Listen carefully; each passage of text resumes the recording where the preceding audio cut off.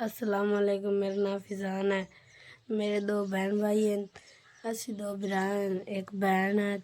मेरे माँ मरी हुई है तो मेरे प्यो नूं पुलिस वाले चाल गए भाई। मेरी माँ मरी हुई है तो मेरे प्यो नूं पुलिस वाले चाल गए 12वें महीने बिला वजह। कोई अल्लाह दा बंदा है साड़ी जुत्तियां कपड़े कोनी सर्दियां दे ते मेरी बहन दी दवाई लवाना।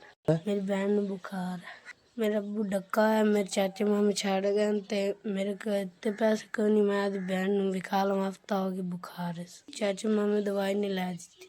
चाचे साडे घरे चाटा है कोनी। मेरा अब्बू डक्का है, साडा कोई वाली वारिस मैनू हफ्ता हो गया बुखार। चाचे मामे छड़ गए, कोई अल्लाह दा बंदा होवे सानू आदी धी बहन समझ साडा इलाज कर।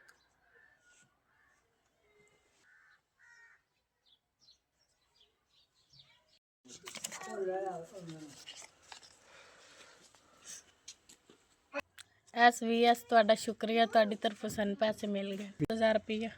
ਅੱਲਾਹ ਪਾਕ SVS ਨੂੰ ਘਣਾ ਦੇਵੇ।